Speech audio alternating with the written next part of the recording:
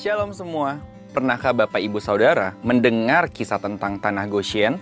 Menurut Alkitab, Tanah Goshen adalah salah satu wilayah di Mesir di mana bangsa Israel pernah tinggal dan bertahan ketika kelaparan melanda dunia.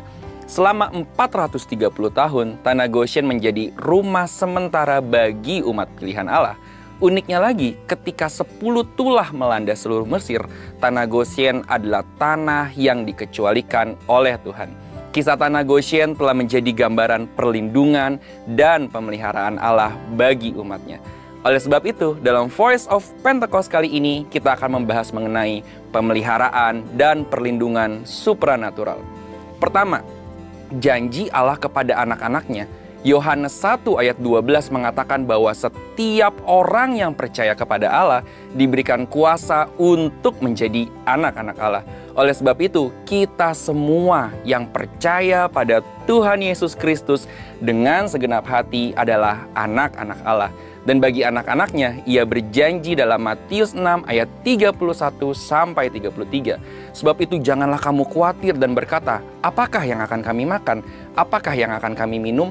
Apakah yang akan kami pakai? Semua itu dicari bangsa-bangsa yang tidak mengenal Allah, akan tetapi Bapamu yang di sorga tahu bahwa kamu memerlukan semuanya itu.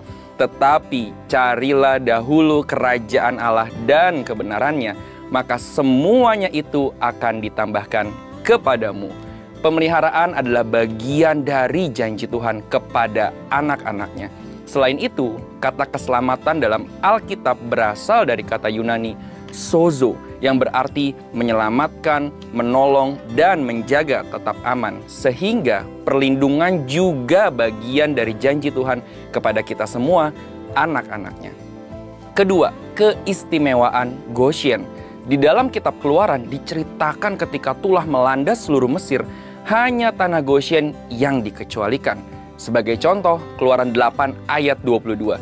Tetapi pada hari itu aku akan mengecualikan Tanah Goshen di mana umatku tinggal, sehingga di sana tidak ada terdapat pikat, supaya engkau mengetahui bahwa aku Tuhan ada di negeri ini.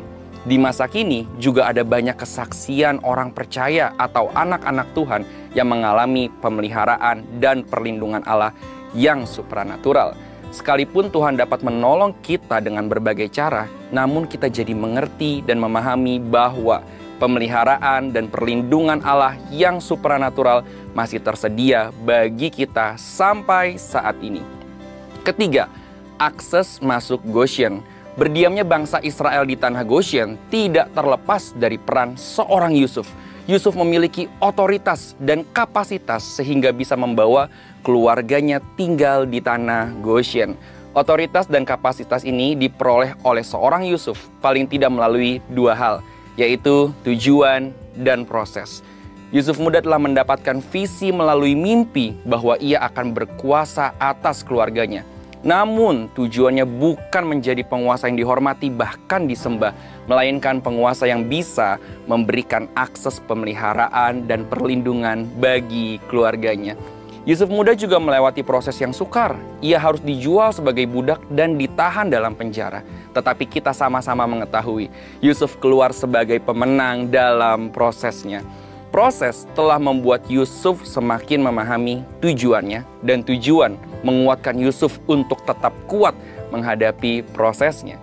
Bapak, Ibu, Saudara, kesimpulan dari pembahasan kita hari ini adalah Goshen adalah gambaran pemeliharaan dan perlindungan Allah. Bukan hanya untuk satu orang, melainkan satu keluarga, bahkan satu bangsa. Oleh sebab itu, mari terus mengenal Tuhan sehingga kita dapat lebih memahami divine purpose atau tujuan ilahi atas hidup kita.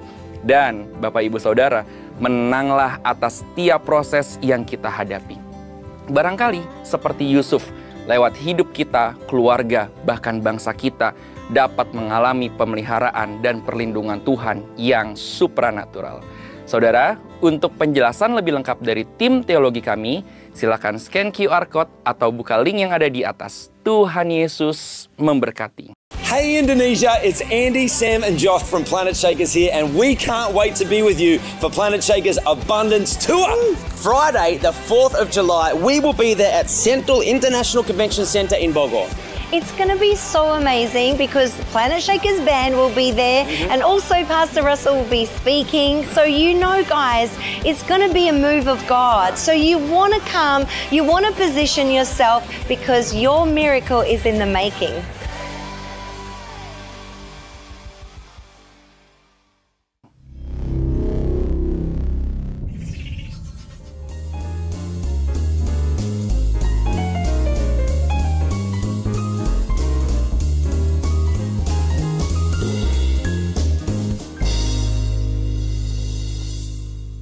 Shalom.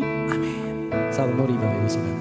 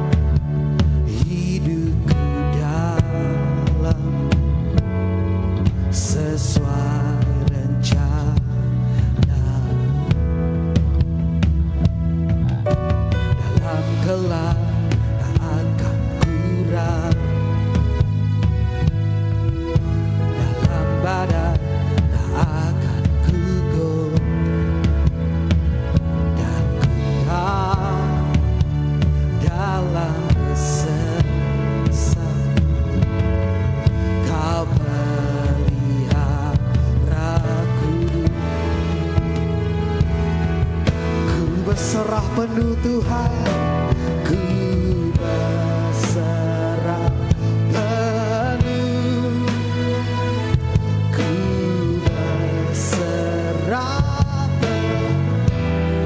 Yesus kaulah keselamatan.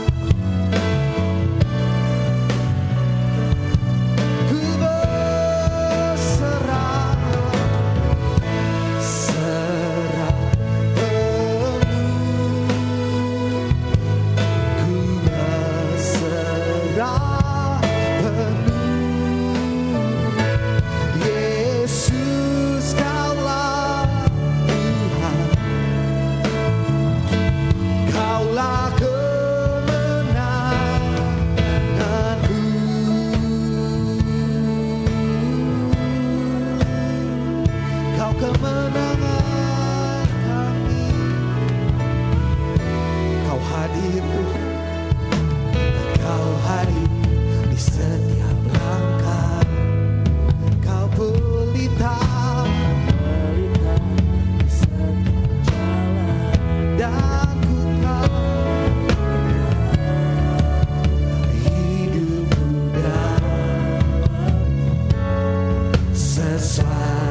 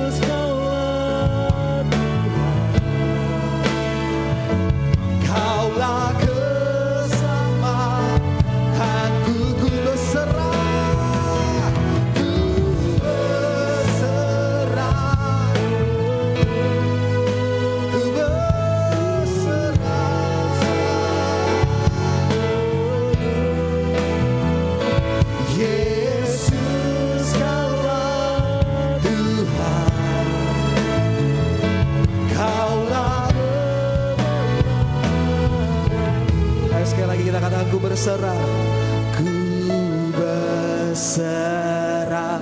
penuh, ku berserah penuh. Yesus, Kaulah Tuhan, Kau keselamatan, Kau keselamatanku. Ku berserah, ku berserah, kami berserah, ku berserah penuh. Yesus, Kaulah Tuhan, Kaulah kemenanganku. Ayo berikan tepuk tangan buat Tuhan Yesus. Kami percaya Tuhan sumber kemenangan kami. Bapak Saudara, di bulan Mei ini kita akan memberkati, mengurapi anak-anak kita. Nanti Ibu Gembala akan mengurapi dan juga akan ada penyerahan anak Bapak Ibu Saudara. So, kita akan mengurapi anak-anak sekolah minggu terlebih dahulu, anak-anak Pokkids kita. Mari kita bangkit berdiri bersama-sama Bapak Ibu Saudara. Saya undang Ibu Gembala.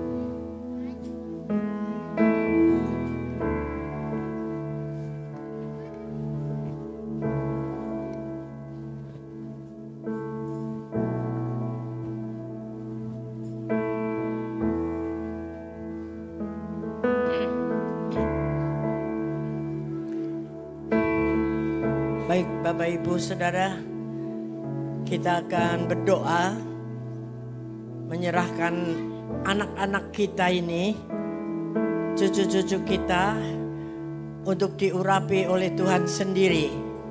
Karena kuasa Allah saja yang bisa melindungi mereka secara sempurna. Tidak ada yang lain. Mari kita boleh arahkan tangan kepada mereka dan kita berdoa dulu bersama-sama. Bapak, terima kasih untuk anak-anak kecil ini Tuhan yang ada di seputar kami. Hamba-Mu menyerahkan mereka ke dalam perlindungan daripada kuasa-Mu ya Tuhan. Malaikat-malaikat-Mu berjaga melindungi mereka setiap hari, setiap jam, setiap menit dalam hidup mereka. Biarlah Roh-Mu terus menguasai pikirannya. Roh takut akan Tuhan turun atas mereka. Dan segala roh-roh lain, roh jahat apapun, kami tolak keluar dan pergi jauh dari mereka. Tidak bisa menguasai mereka lagi. Karena kuasa darah Yesus menyertai dan membungkus mereka. Terima kasih Tuhan, terima kasih untuk setiap orang tua. Engkau berikan juga pengurapan-Mu Tuhan, hikmat-Mu untuk terus memperkenalkan anak-anak ini kepadamu. Untuk mengajar mereka, mendidik mereka untuk takut akan Tuhan. Sehingga masa depannya tidak akan mempengaruhi hal-hal yang jelek. Tetapi Tuhan terus menuntun mereka dengan kuasa daripada surga sendiri. Dalam nama Tuhan Yesus Kristus kami menyerahkan anak-anak ini. Haleluya. Amin. Tuhan silakan duduk kembali. Tetap berdoa mengarahkan hati kita kepada setiap mereka. Ku berserah, berkati anak-anak ini Tuhan. Ku berserah penuh, Yesus Kaulah Tuhan,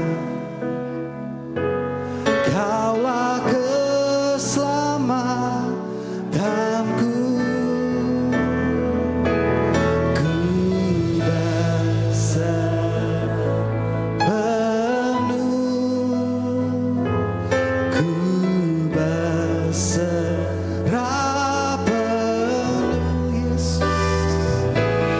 Yesus Kaulah, Kaulah kemenangan, Kaulah kemenanganku.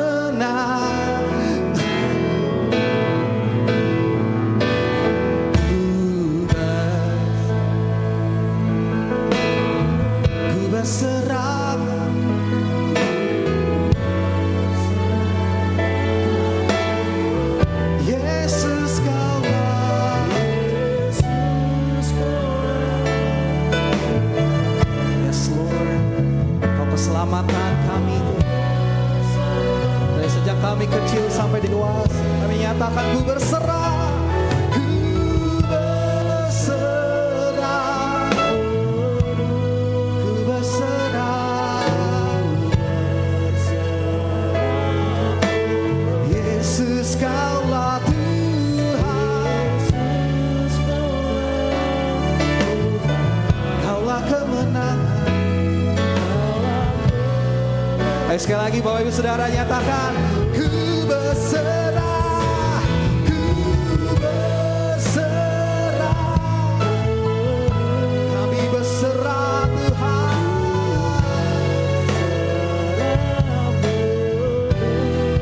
Yesus Kaulah Tuhan. Kita akan melakukan prosesi penyerahan anak. Kami berserah Tuhan kepadamu.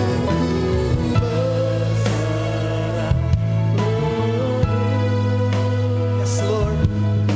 Boleh kedua orang tua, anak-anak yang mau diserahkan boleh maju ke depan. Yesus Kaulah Tuhan. Kaulah kemenanganku.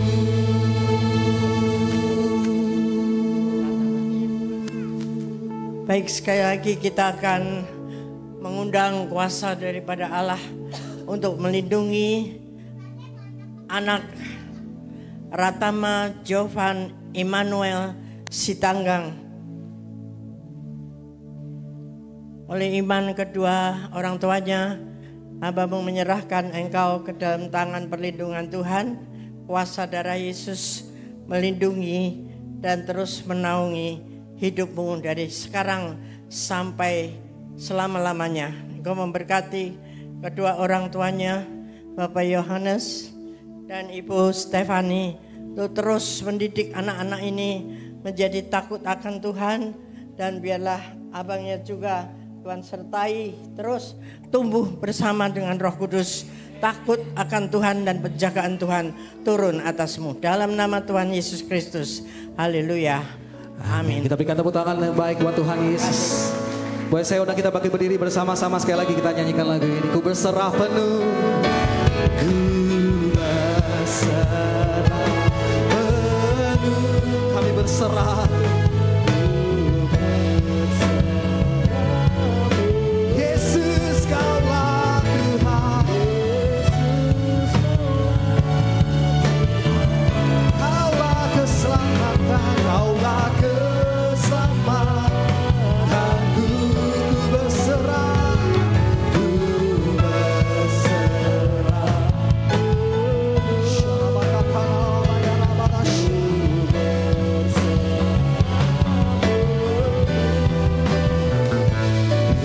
Yesus Kaulah Tuhan.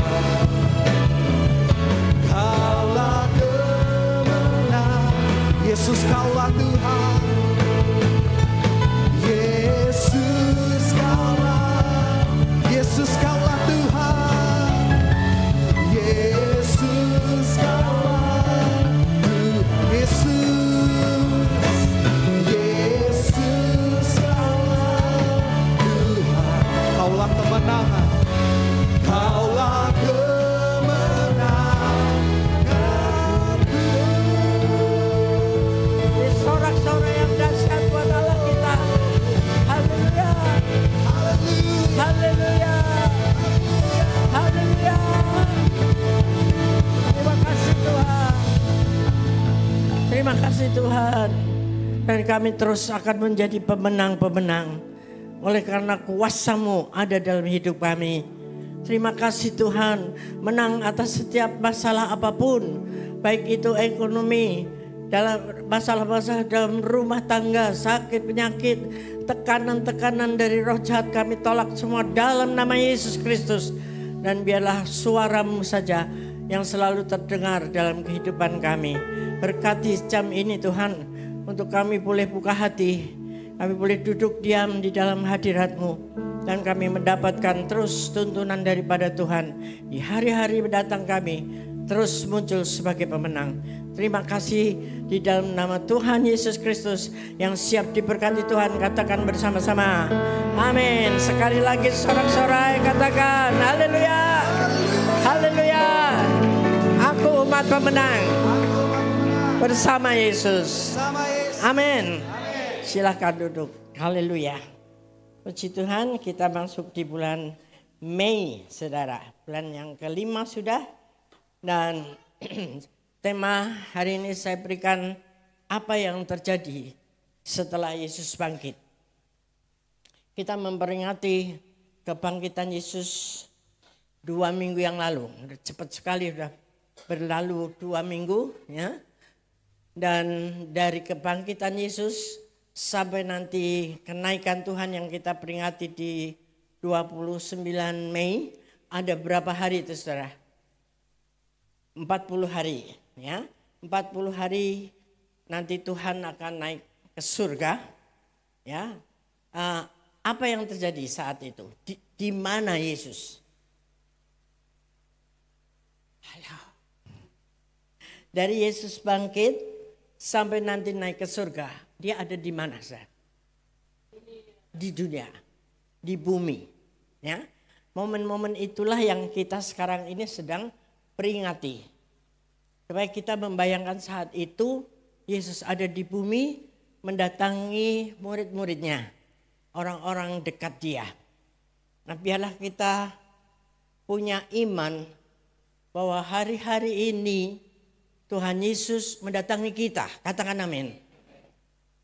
Kurang mantap juga ya aminnya. Hari-hari ini kita berdoa sungguh-sungguh intim sama Tuhan. Biar Yesus datangi kita. Untuk apa, saudara? Untuk apa? Kalau Yesus datangi kita. Halo. Gak ada yang salah, ayo jawab saja. Untuk apa Tuhan Yesus mendatangi kita? Untuk apa?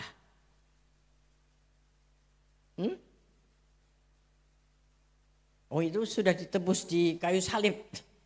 Tapi kalau Tuhan Yesus mendatangi kita ini untuk apa? Halo? Menemani kita, menguatkan kita, menghibur kita, menjawab setiap doa-doa kita, mengamankan kita. Apalagi? Ngirimin duit? Termasuk. Ya. Jadi kita percaya momen itu kita bayangkan 40 hari ini saudara. Khususnya ya, lebih banyak lagi duduk diam di bawah kaki Yesus. Rindukan Tuhan hadir bersama kita.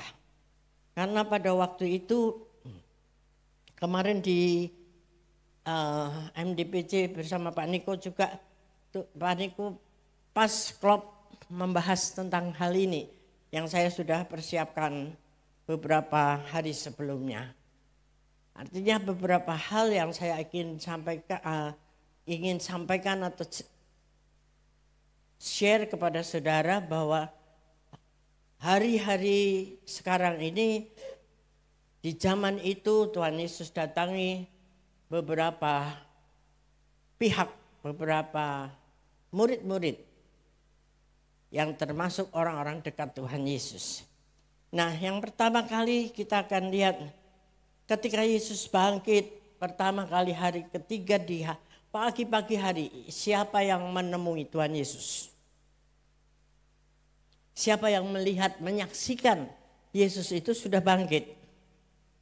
Maria Magdalena, betul. Ini Ibu Maria. Magdalena bukan? Maria siapa? Makanya banyak nama Maria, saudara. Ya, wanita itu luar biasa di mata Tuhan. Dan Maria Magdalena ini dipercaya adalah wanita yang dibebaskan Tuhan dari roh jahat, roh iblis yang sekian ribu jumlahnya itu. Ingat, saudara? Ya, wanita inilah yang merasa berhutang sekali kepada Tuhan. dia sudah dibebaskan. Maka di hari pertama, hari ketiga itu, subuh-subuh, dia yang bawa bunga rempah-rempah untuk memberikan penghargaan, penghormatan kepada Yesus di kuburnya. Tapi yang dia dapati adalah kubur yang kosong. Dan apakah Maria percaya Yesus sudah bangkit? Halo? Saat itu Maria lihat, kuburnya kosong. Harusnya sorak-sorai dong. Hore, apa yang dikatakan Yesus benar. Dia sudah bangkit. Tapi apakah terjadi seperti itu? No. Apa yang terjadi? Nangis sudah. Kenapa nangis? Kemana Yesus? Kuburnya kosong. Lalu siapa yang menemui dia awalnya? Malaikat Tuhan. Ada 2 malaikat di ujung kaki dan di ujung kepala. Lalu apa kata Maria? Apa kata Maria? Di mana kau taruh? Kalau kamu tahu ini Yesusku. Ya, tidak percaya bahwa sudah bangkit. Akhirnya bagaimana? Ujung ceritanya. Kan sudah berkali-kali nih, mungkin belasan kali, puluhan kali kita dengar cerita tentang hal ini. Kalau usah baca ayatnya pasti sudah hafal. Ya enggak? Akhirnya apa yang terjadi, saudara?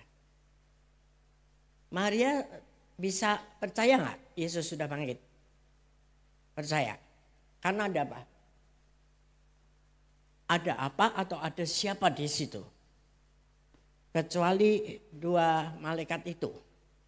Apa? Yang kenceng.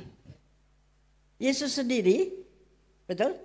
Hadir di belakang Maria. Apa kata Yesus? Apakah dia langsung bilang, ini loh aku bangkit? Enggak ya? Dia bilang apa? Kenapa kamu menangis, hai ibu? Betul? Lalu Marianya bilang apa? Oh? Dia anggap ini siapa yang nanya nih? Tukang kebun, tukang kuburan, yang bersihin kuburan. Keterlaluan ya. Lalu dia tanya, disitulah dia tanya, Yesusku dicuri. Kalau kamu tahu, kasih tahu saya dong. Siapa yang ngambil? Karena pikiran Maria itu, serdadu-serdadu itulah yang jahat. Ya, yang akan mencuri Yesus, mayat Yesus. Karena mereka kan tidak percaya bahwa Yesus itu akan bangkit. Bisa aja dicuri. Tuh kan? Nah, itulah makanya akhirnya Maria bisa percaya, bisa ngeh itu Yesus karena apa? Karena apa? Setelah Yesus bilang, apa yang kau tangisi, hai ibu? Yesusmu tidak ada di sini. Tapi terus ujung-ujungnya bagaimana ceritanya? Hah?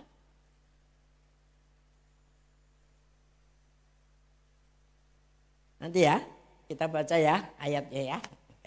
Yohanes 20 ayat 11 sampai 16. Yohanes 20, biar jelas ini saya nggak ngarang ya saudara ya. Ayat 11 ya, saya mulai terus saudara-saudara nanti gantian sampai ayat 16 saja dulu. Tetapi Maria berdiri dekat kubur itu dan menangis. Sambil menangis ia menjenguk ke dalam kubur itu. Silakan. Dan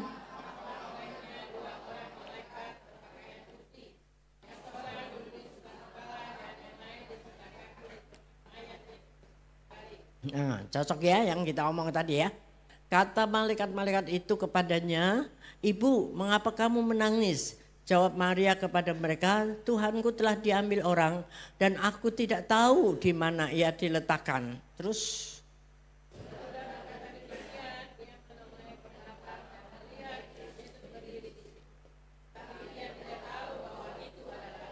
Nah itu, dia tidak tahu. Nah coba, terus kata Yesus kepadanya, "Ibu, mengapa engkau menangis? Siapakah yang engkau cari?" Maria menyangka orang itu adalah penunggu taman. Lalu berkata kepadanya, "Tuan, jika Tuhan yang mengambil dia, katakanlah kepadaku di mana Tuhan meletakkan dia, supaya aku dapat mengambilnya." Berikut.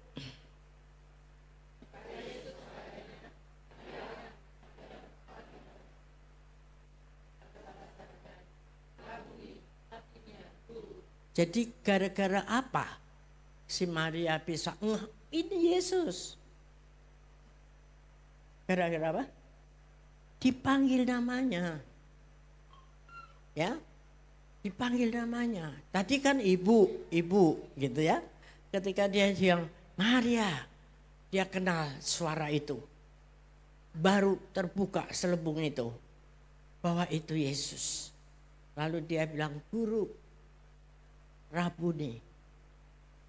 Nah, Bapak Ibu, ini orang pertama yang melihat kubur kosong. Sangat menyedihkan.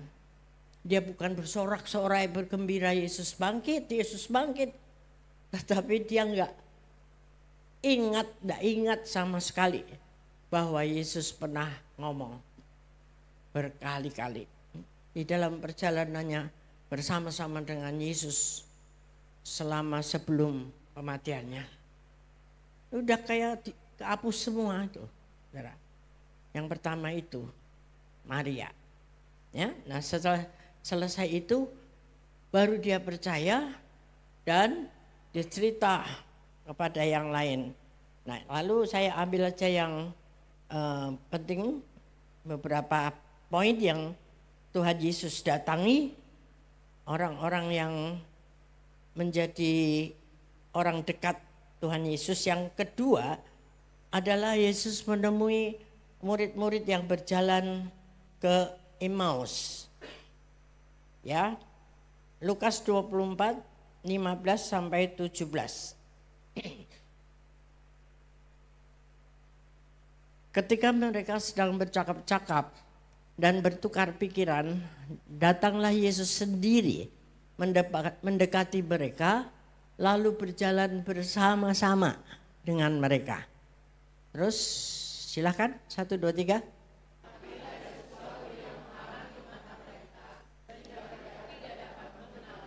Sekali lagi, tidak mengenal dia. Karena apa?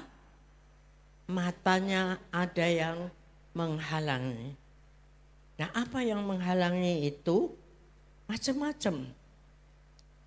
Apakah kesedihannya, kekecewaannya, ya macam-macam hal, omongan-omongan.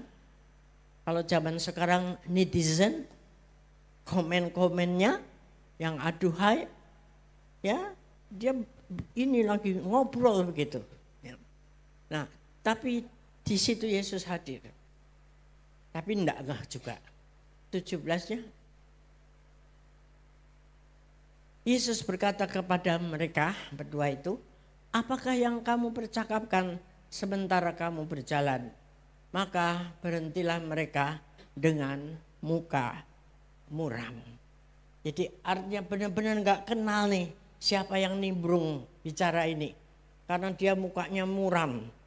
Ya, artinya masih dalam kesedihan atau kemarahan. Saudara. Jadi sangat aneh ketika murid-murid ini melihat Yesus bangkit tuh kok nggak ada yang kenal gitu. Ya, padahal mereka selama hidup itu bersama-sama dengan Yesus, mengenal suaranya dan mendengar berita-berita dari Yesus sendiri bahwa aku akan bangkit di hari ketiga. Entah itu kenapa selubung-selubung itulah yang menyelubungi pikiran mereka. Atau mungkin waktu diajak ngomong tuh ngobrol sendiri, saudara. Kan kadang-kadang seperti itu, ya. Ada yang khotbah juga ada yang ngobrol sendiri. Kalau sini semua nggak ada semuanya. Paling ngantuk. Ya mungkin mereka ngantuk juga, jadi nggak masuk itu suara Yesus itu. Ya. Kita lihat terusnya ayat 22 sampai 25.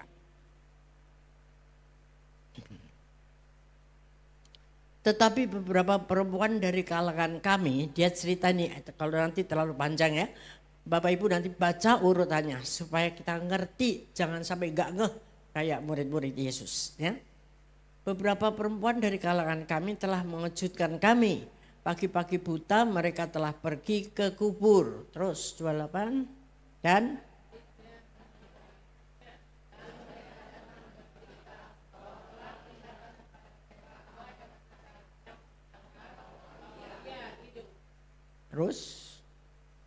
dan beberapa teman kami telah pergi ke kubur itu dan mendapati bahwa memang benar yang dikatakan perempuan-perempuan itu, tetapi dia tidak mereka lihat. Tuh, ya. Jadi tidak kenal, lalu diceritain, lalu mereka juga penasaran, ya. Ada beberapa yang pergi ke sana tapi tidak melihat. Jadi yang melihat itu Maria. Karena hatinya sungguh-sungguh melekat dengan Yesus. Murid-murid ada yang nyusul ke sana pengen membuktikan nih kata Maria nih. Tetapi nggak ada, Yesus nggak hadir di situ. Ya. Nah terus berikutnya lagi sampai berapa itu? 25 ya? 30 sampai 31. Waktu ia duduk makan dengan mereka, ia mengambil roti, mengucap berkat, lalu memecah-mecahkannya dan memberikannya kepada mereka. 31. Ketika itu terbukalah mata mereka dan mereka pun mengenal dia, tetapi ia lenyap dari tengah-tengah mereka. Jadi dua orang tadi jalan terus, lalu Yesus mau pamit, saya mau pergi ke jalan yang lain ya, tapi mereka nggak ngasih, lalu diajak makan dulu lah bersama dengan kita, makanlah ya. Dan ketika Yesus membagi-bagikan roti, mereka mulai terbuka mata rohaninya. Ingat kapan, siapa yang bisa membagi-bagikan roti seperti itu, dan dia ingat itulah Yesus waktu hari terakhir, the last supper, dia bagi-bagi roti kepada murid-muridnya. Di situ selubung itu terbuka. Tapi ketika dia bablas, hilang Yesus. Ya, jadi momentum itu sangat penting, saudara. Ketika kita gak percaya, ketika kita seenaknya, ya, tidak serius dengan Tuhan, tiba-tiba lalu sudah kehilangan itu. Nah inilah momen yang kedua, mereka itu sibuk sendiri membahas hal-hal yang viral seperti sekarang ini. Banyak sekali hal-hal yang diviralkan lewat multimedia dan sebagainya. Tapi kita harus kembali kepada firman Tuhan saja. Kalau kita ikuti itu bingung sendiri, saudara. Ya, Bapak Ibu Saudara masih percaya bahwa yang disalib itu adalah Yesus? Amin. Bapak Ibu percaya bahwa Yesus itu bangkit? Bapak Ibu percaya bahwa Yesus kembali ke surga kepada Bapaknya? Engkau percaya bahwa dia menurunkan penolong bagi kita? Itulah. Jangan sampai seperti murid-murid ini bingung sendiri, saudara. Ya. Nah yang ketiga, siapa yang dijumpai Yesus saat itu? Jadi pertama tadi siapa? Maria Magdalena. Kedua, dua murid yang berjalan ya menuju ke Emmaus. Di situ Yesus hadir dan tetap tidak dikenali. Lalu yang ketiga ini ada murid-murid yang jumlah lebih besar lagi, ada di dalam ruangan sedang cool lah begitu, homsel ya. Nah kira-kira ada berapa murid di situ ya yang tersisa? Satu sudah dead, gantung diri. Siapa dia? Yudas yang jual Yesus. Tapi ternyata di dalam situ cuma ada 10, saudara. Nah yang satu hilang kemana? Nah, tahu ya si Thomas ya. Thomas kemana itu? Ya nggak tahu dia kemana. Tidak diceritakan di sini. Kalau saya bilang dia lagi jalan-jalan ke mall, begitulah. cari diskonan ya untuk menghibur dirinya.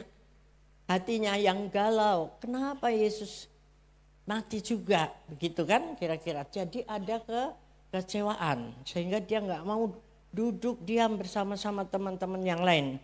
Sedangkan saat itu apa yang terjadi? Yohanes 20, 19-20. Maka ketika hari sudah malam, pada hari pertama minggu itu berkumpullah murid-murid Yesus di situ di suatu tempat dengan pintu-pintu yang terkunci karena mereka takut kepada orang-orang Yahudi. Pada waktu itu datanglah Yesus dan berdiri di tengah-tengah mereka dan berkata, damai sejahtera bagi kamu. Stop dulu.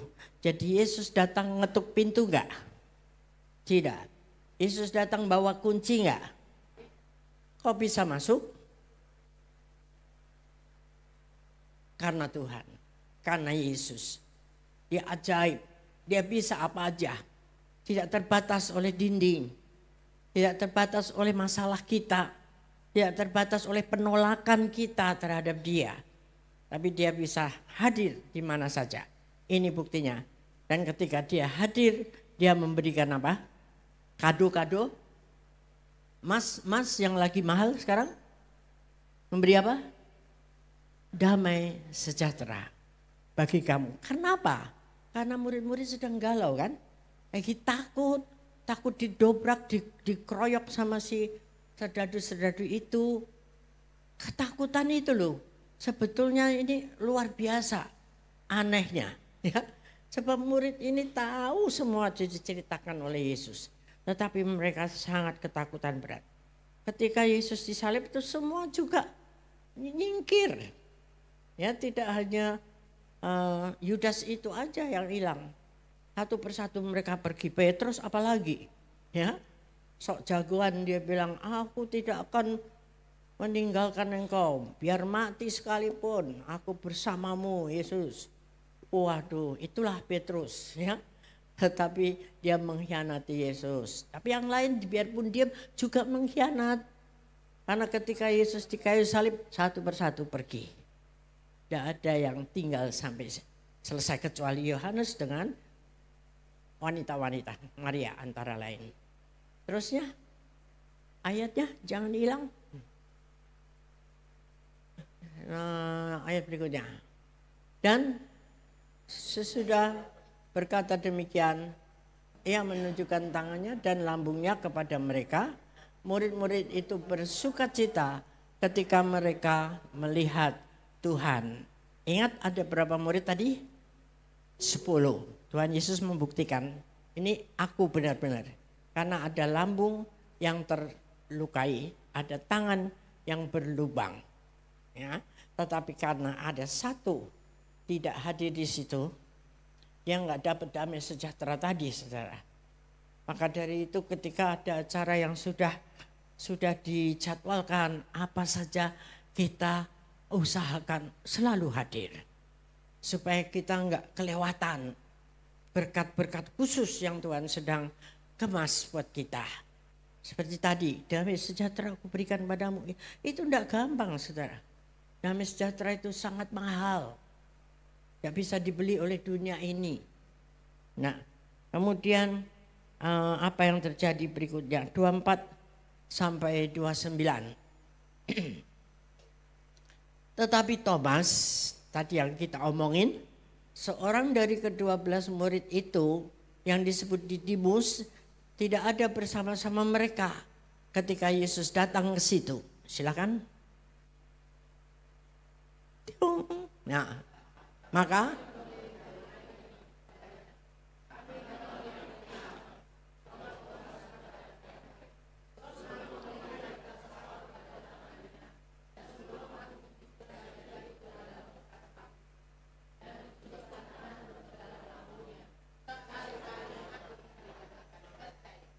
itu dia ciri khas si Thomas. Ya, memerlukan apa? Bukti. Saudara, itu sebetulnya bukan iman. Kalau iman itu dikatakan percaya walaupun tidak melihat. Itulah. Ya, biarlah kita cek hari-hari ini. Apakah kita beriman sungguh-sungguh sepenuhnya tanpa bukti, tanpa harus mana buktinya. Itu kan selalu ya. Kalau sama manusia memang kita perlu, saudara. Tapi sama Tuhan tidak perlu. Karena Dia yang berjanji itu setia. Tidak mungkin mengingkari janji. Berikutnya. 8 hari kemudian murid-murid Yesus berada kembali dalam rumah itu. Dan Thomas bersama-sama dengan mereka. Sementara pintu-pintu terkunci lagi. Yesus datang lagi. Dan ia berdiri di tengah-tengah mereka dan berkata, damai sejahtera bagi kamu. Luar biasa Yesus kita. Ya, dia tidak baper lihat Thomas ada di situ. Ya kan? Terus bilang, kemana aja kau kemarin? Atau Yesus datang lagi. Masa bodoh lah ke Thomas, mau kemana? Udah dia gak percaya. Tapi Yesus datang lagi seminggu kemudian. Tetap demi Thomas kalau saya bilang. Orang yang sangat menyakiti Yesus seperti itu. Tetapi dia tetap masih mengasihi. Karena ini murid. Siapa murid Tuhan sekarang ini? Siapa murid Tuhan sekarang ini? Sudah ngeh belum kita murid Tuhan? Jadi kalau kita murid Tuhan, engkau dikasihi Tuhan. Spesial bagi Tuhan. Datang lagi itu Tuhan. Ya, berikutnya. Kemudian ia berkata kepada Thomas, taruhlah jarimu di sini dan lihatlah tanganku, ulurkanlah tanganmu dan cucukkan ke dalam lambungku dan jangan engkau tidak percaya lagi, melainkan percayalah. Itu Yesus. Tidak usah ngomong apa-apa. Murid-murid lain juga enggak ngomong apa-apa. Thomas juga enggak mengulang kata-katanya. Tapi Yesus langsung tunjuk. Coba kamu ke sini.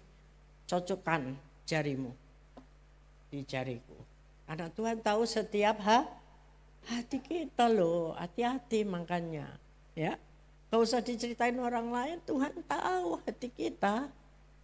Langsung apa yang ada di hati Thomas. Sini, nih bukti. Ya, hanya Tuhan percaya, cucukan. Dan jangan engkau tidak percaya lagi, melainkan percayalah. Satu lagi ayatnya. Thomas menjawab dia, ya Tuhanku dan Allahku, baru percaya sekarang. Terus Yesus bilang apa? Kata Yesus kepadanya, karena engkau telah melihat aku, maka engkau percaya. Berbahagialah mereka yang tidak melihat, namun percaya. Yang setuju katakan amin. Jadi kalau Tuhan sudah berjanji, masa depanmu adalah masa depan yang penuh harapan. Percaya. Jangan nunggu mana Tuhan, mana Tuhan. Mungkin di dalam masa penantian itu kita malah lebih jeblok lagi. Ya kan? Diproses dulu. Dihabisin dulu sampai 0. Kok buktinya begini Tuhan? Ketika kita komplain itu mundur. Ya, penggenapan janji Tuhan akan lebih mundur lagi.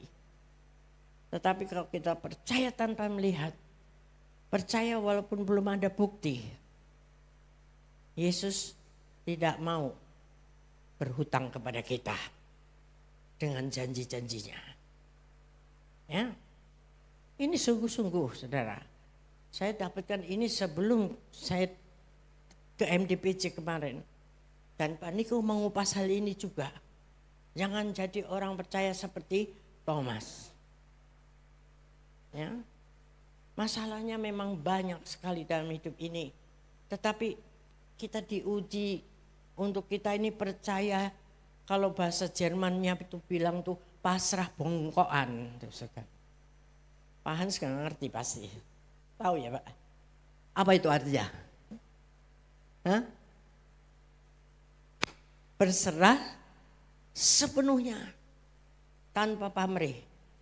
Nah itu kalau kita enggak bisa ke situ, nanti diproses terus sampai bisa. Sampai bisa. Nah ini penting, makanya kita jangan lama-lama, ikut aja supaya prosesnya nggak kelamaan. Amin nggak? Amin. Ya, itulah biarlah Tuhan tidak direpotin dengan iman-iman yang seperti punya Thomas. Tetapi kita percaya ya bahwa Tuhan yang janji, Dia yang setia menggenapinya. Amin. Jangan melihat bukti dulu. Ya. Oleh karena itu Yesus datang pertama kali dalam tahap-tahap pertama itu kepada murid-murid ini memberikan damai sejahtera. Terus ayat mana tuh tadi yang belum kita baca? Bahwa Tuhan menghembusinya dengan Roh Kudus. Ayat berapa ya? Lupa saya. Nah ini ayat 22 tadi ya. Dan sesudah berkata demikian, Ia mengembusi mereka dan berkata, terimalah Roh Kudus. Perhatikan ini Tuhan memberikan pengurapan Roh Kudus pertama itu di sini. Jadi di loteng Yerusalem itu untuk yang korporat. Di loteng Yerusalem ketika Yesus sudah naik ke surga, ya ada 500-an itu nanti pertemuan yang terakhir dengan pengikut-pengikutnya. Lalu Tuhan pesan, jangan kemana-mana, aku akan memberikan engkau roh penolong, penggantiku, naiklah ke loteng dan berdoalah. Tapi mereka toh tersaring. Dari 500 itu akhirnya tinggal berapa saudara? Yang tinggal di sana ketika Roh Kudus dicurahkan 120. Nggak ada seperempatnya. Tapi yang pertama ini kelompok apa namanya tuh? Elit. Kelompok yang terpilih.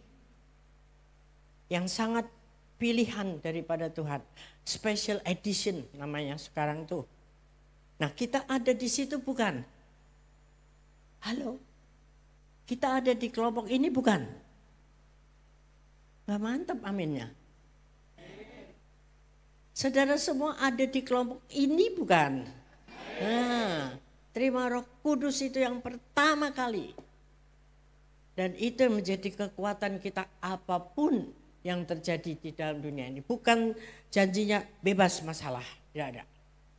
Tetapi ketika ada Roh Kudus bersama Yesus kita hadapi semua, pasti menang.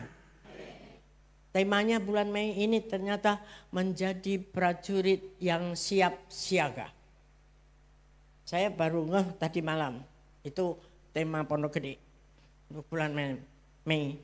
Dan ternyata itu sudah Tuhan berikan penjelasannya lebih dulu. Beberapa hari ini termasuk pemrosesan untuk saya sendiri. Saya sedang diproses Tuhan untuk mengalami hal itu.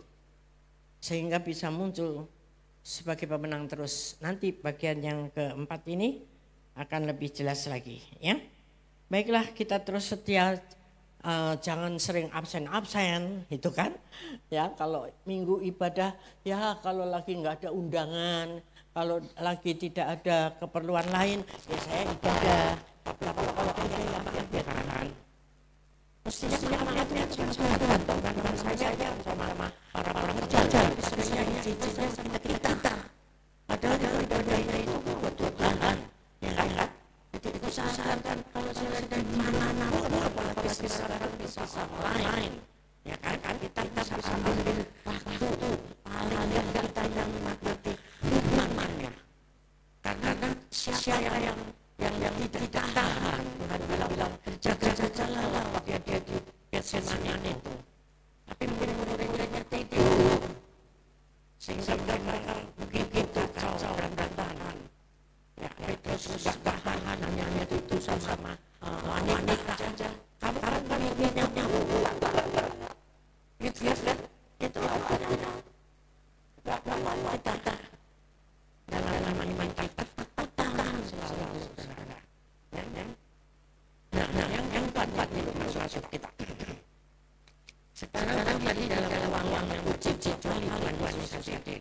Kemudian saya keluar di TV dan yang Yohanes 2:21 ayat 1 sampai 14 supaya jelas ceritanya. Kita perhatikan yang lagi.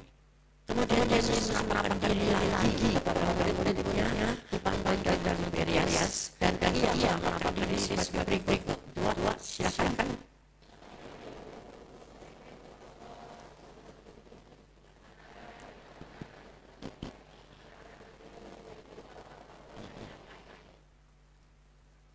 Kata Simon Petrus kepada mereka, aku pergi menangkap ikan yang balik pada habitatnya, menangkap ikan, nelayan. Kata mereka kepadanya, kami pergi dengan engkau. Mereka berangkat lalu naik perahu, tetapi malam itu mereka tidak menangkap apa-apa walaupun ahli menjajalakan. Ikut silakan, Kakak.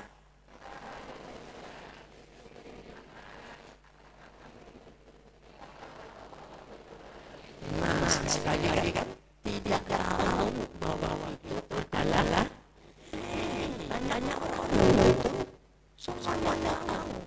Berikut kata Yesus kepada mereka, hai anak-anakku, hai anak-anak, apa ada kamu yang tahu? Jawab mereka, tidak ada. Mungkin sembari kesel gitu ya. Selalu kan tanya, tidak ada. Ikut.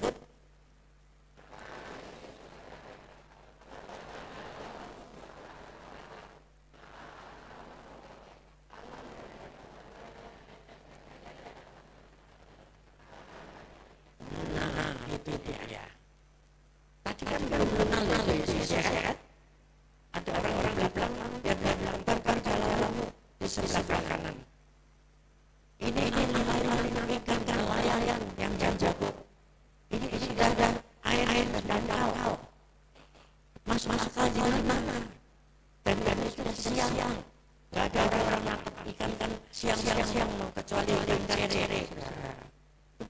Di tepi laut itu.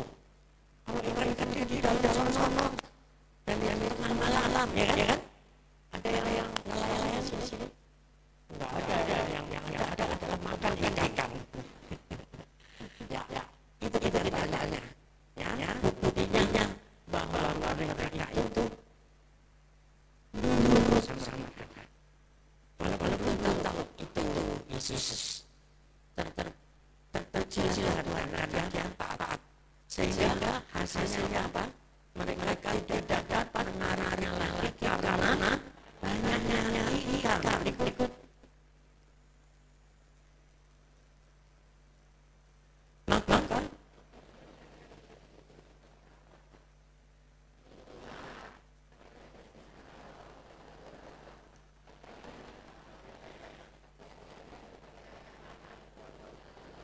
Maka itu Petrus sekali lagi ya, selalu responsif, selalu cepat memberikan action ya. Itu hal yang melihat bukan keamanan ada tegas saudara.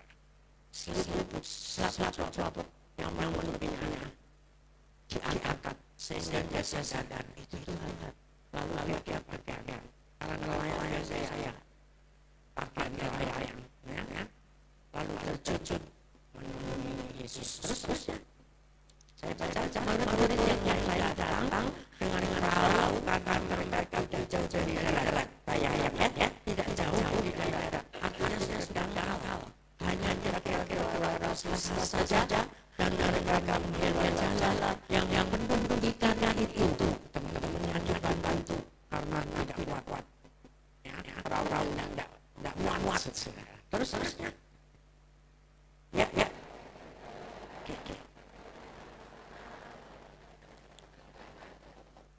Berikut kata Yesus kepada mereka, bawalah beberapa ikan yang bakar itu. Terus ya.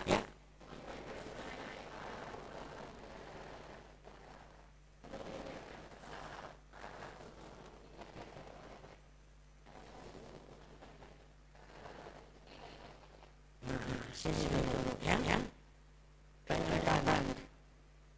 Teman-temannya siapa membantu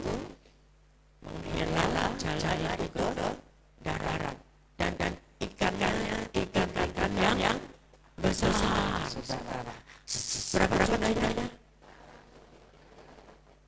Banyak itu. Jangan bayang-bayang saudara kemarin saya undang-undang itu adalah sabar. Pak itu sangat mengecewakan. Karena dia yang pakai ikan-ikannya dia kecil-kecil. Ya, itu tidak benar ini ayam yang bilang ikan besar.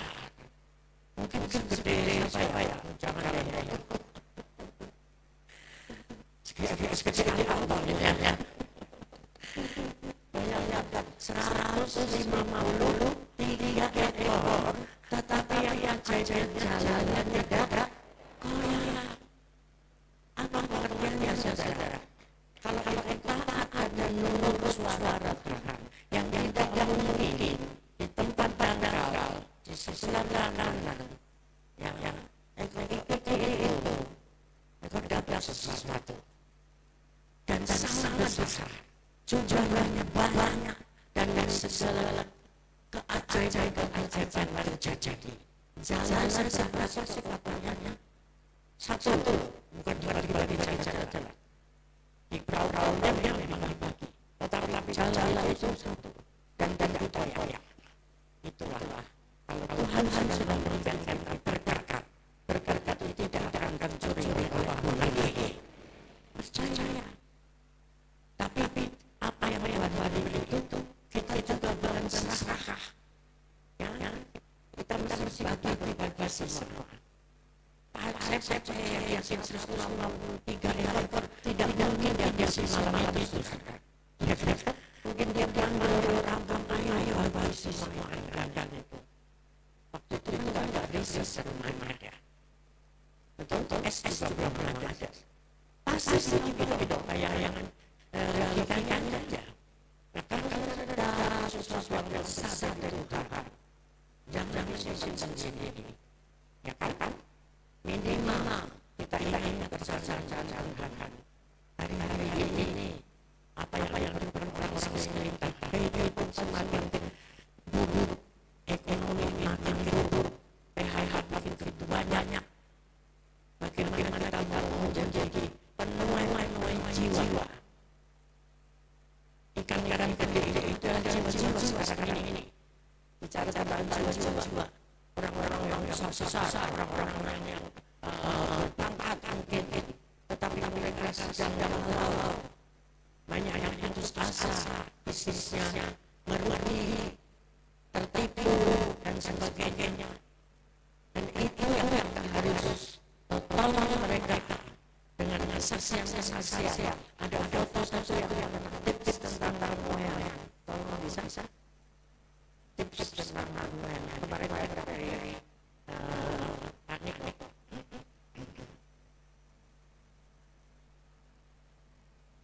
Ya. Tips untuk bersaksi. Yang pertama, mengucapkan Tuhan Yesus memberkati kepada orang di sekitar kita. Katakan amin. Saudara berani mengucapkan itu atau takut atau malu? Misalnya kita bayar apalah angkotnya, taksi atau apa, beli dosen kita kasih tip, kita tambahin sedikit dengan Tuhan memberkati kamu. Dan itu juga karena yang kita praktekkan saya dan praktekannya. Dia mau tolong tak bagilah. Kalau kita bilang diberkati pasti senang kan? Dia pasti jawab amin. Itu ya. Yang kedua adalah menceritakan kebaikan Tuhan dalam hidup kita. Artinya bersaksi. Nah, sekarang harus punya kebaikan dalam hidup kita. Pengalaman kita bersama dan tahu Tuhan harus ada supaya kita bisa declare itu bahasa serendah. Yang ketiga, menawarkan doa bagi yang membutuhkan. Setelah kita dari Tuhan Yesus berkati, dia bilang amin. Mungkin kalau ada waktunya baik itu yang ngeluh sesuatu, kita bisa taruhkan enggak kita berdoa. Biasanya orang kalau berdoa kan canggung, ya. Nah, tinggal dengan iman maya itu yang akan terjadi ini. Baik, empatnya menceritakan keselamatan dan menawarkan apa itu? Jadi kecil, gede ini sama-sama. Nah, itu menjelaskan keselamatan dan menawarkan apakah mau menerima Tuhan Yesus. Ini ujungnya, ya, akhirnya. Atau mungkin ada keselamatan, ada kesempatan lagi untuk kita ketemu lagi. Akhirnya kita akan terus mengatakan, mau nggak kamu menerima Tuhan Yesus sebagai juru selamat kita? Itu yang endingnya, finalnya, supaya dia diselamatkan oleh Tuhan dan tidak hanya mencari berkat saja. Amin. Kita tidak hanya mencari mujizat saja, karena beberapa saat selama musim Paskah ini saya selalu angkat ayat itu, Filipi 3 ayat 10. Filipi 3 ayat 10. Masih ingat ayat ini? Ya, diapalin saudara. Siang malam renungkan ini. Yang berganti ialah mengenal Dia. Yang pertama kali itu mengenal. Jangan sampai terjadi kayak murid tadi. Sudah berapa lama bersama Yesus?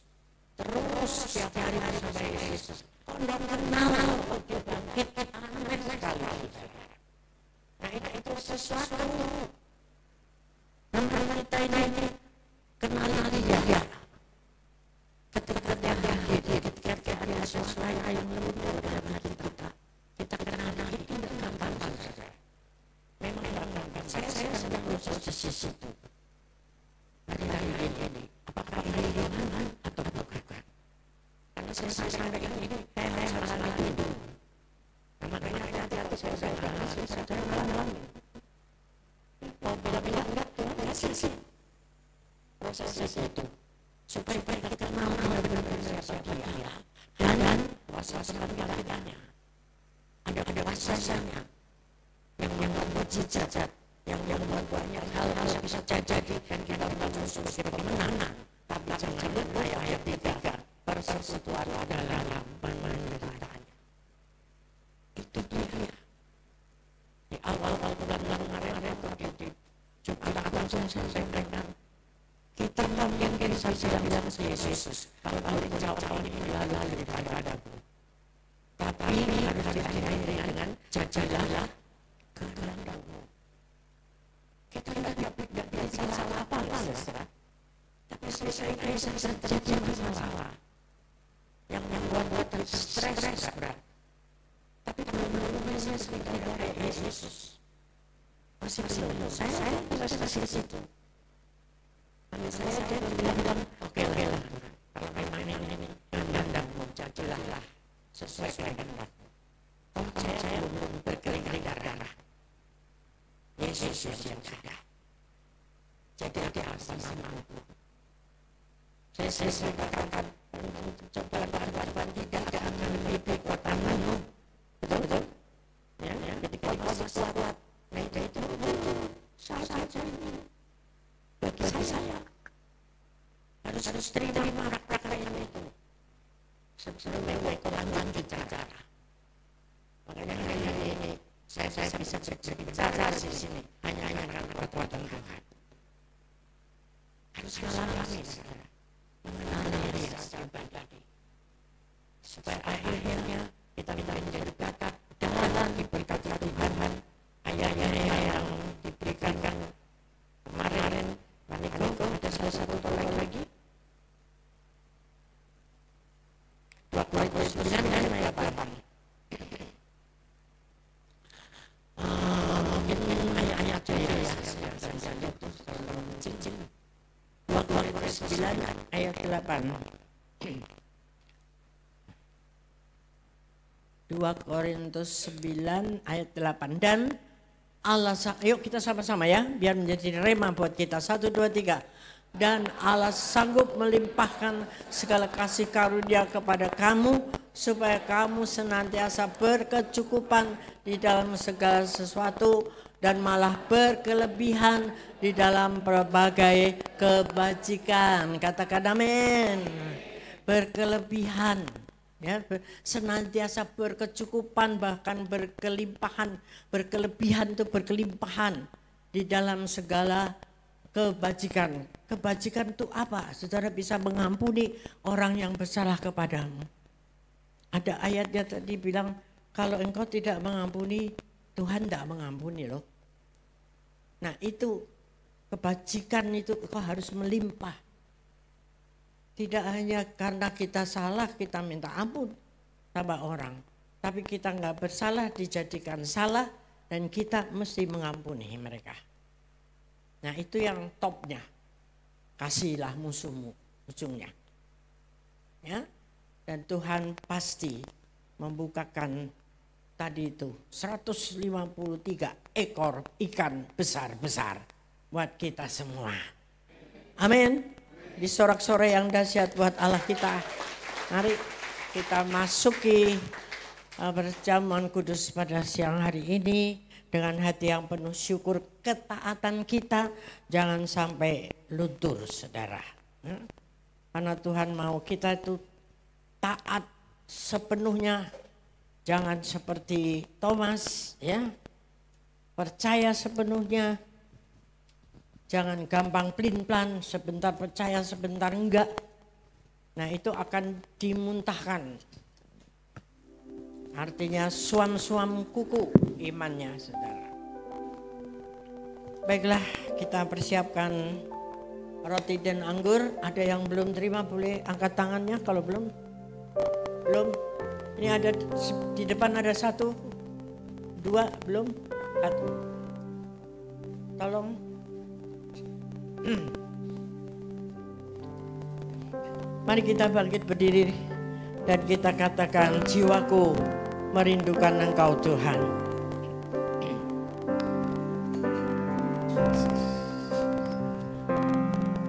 Jiwaku merindukan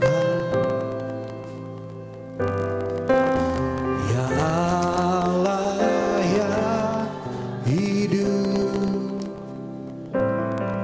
Jiwaku haus kepadamu Ya Allah yang hidup. Jiwaku merindukan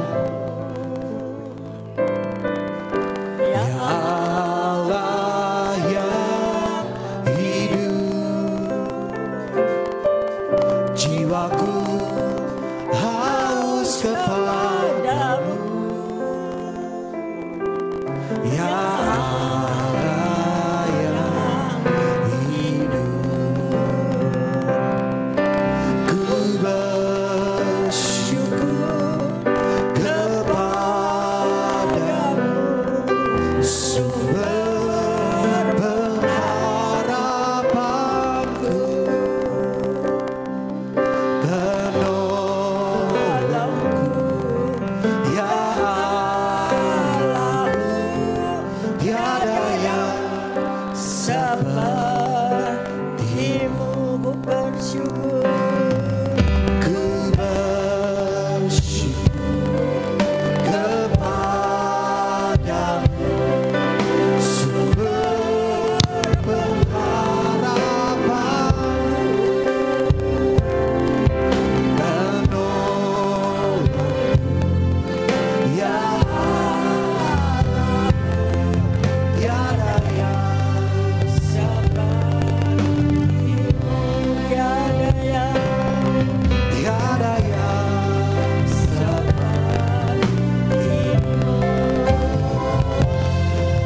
tiada yang sepertimu.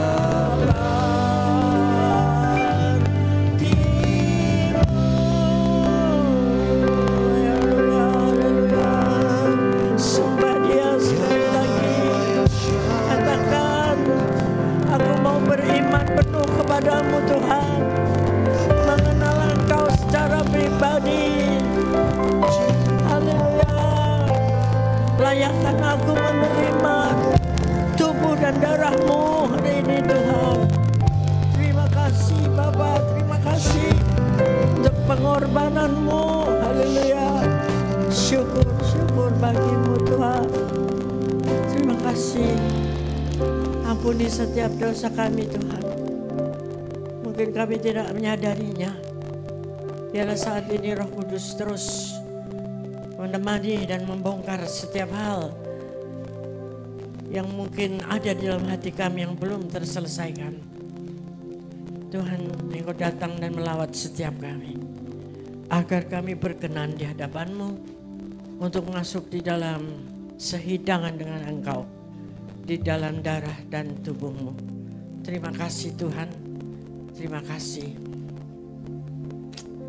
Mari angkat roti ini di tangan kanan tinggi-tinggi. Sebab apa yang telah kuteruskan kepadamu telah aku terima dari Tuhan, yaitu bahwa Tuhan Yesus pada malam waktu Ia diserahkan yang mengambil roti, dan sesudah itu yang mengucap syukur atasnya, Ia memecah-mecahkannya dan berkata, inilah tubuhku yang diserahkan bagi kamu, perbuatlah ini menjadi peringatan akan aku. Saudara-saudara yang kasih Tuhan, bukankah roti yang kita pecah-pecahkan ini adalah persekutuan kita dengan tubuh Yesus? Mari makan dalam nama Yesus.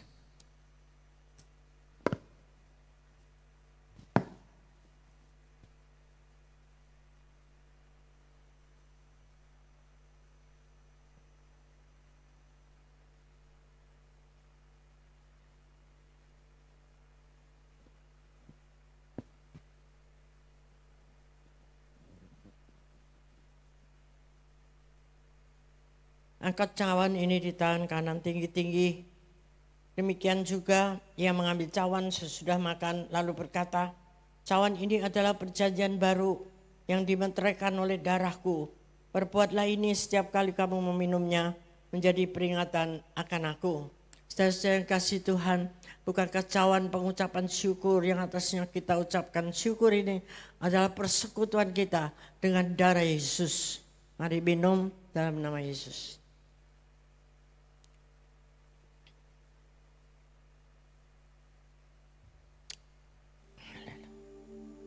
Haleluya, naikkan syukur terima kasih kepada Tuhan dengan kata-kata saudara. Naikkan terima kasih-Mu dengan ucapan.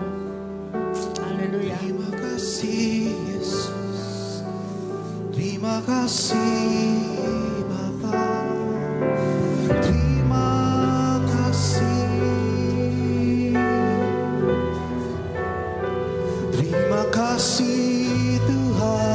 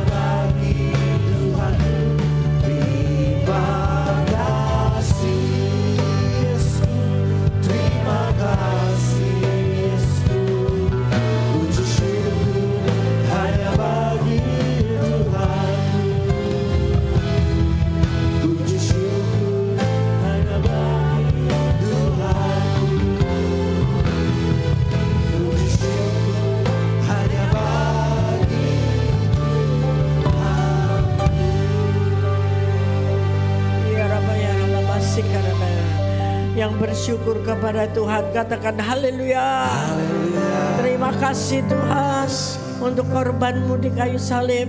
Dan itulah yang akan membebaskan kami dari segala dosa-dosa kami. Minta ampun kepada Tuhan dan Engkau akan dibersihkan kembali. Terima kasih Tuhan, biarlah segala kekuatan turun atas kami untuk kami menjalani hari-hari kami ke depan. Maka kami ambil bagian di dalam penderitaan-Mu dan keluar sebagai pemenang. Jadi prajurit-prajurit yang siap tempur, yang siap untuk berperang secara roh, karena kekuatan Roh Kudus turun atas kita semua. Pengurapan yang baru turun atas kita semua, karena kekuatan daripada Tuhan itulah kami mampu menjalani kehidupan kami ini hanya bersama dengan Roh Kudus-Nya. Terima kasih Bapa, terima kasih. Kami bersyukur kepada-Mu untuk hari ini. Terima kasih Bapa.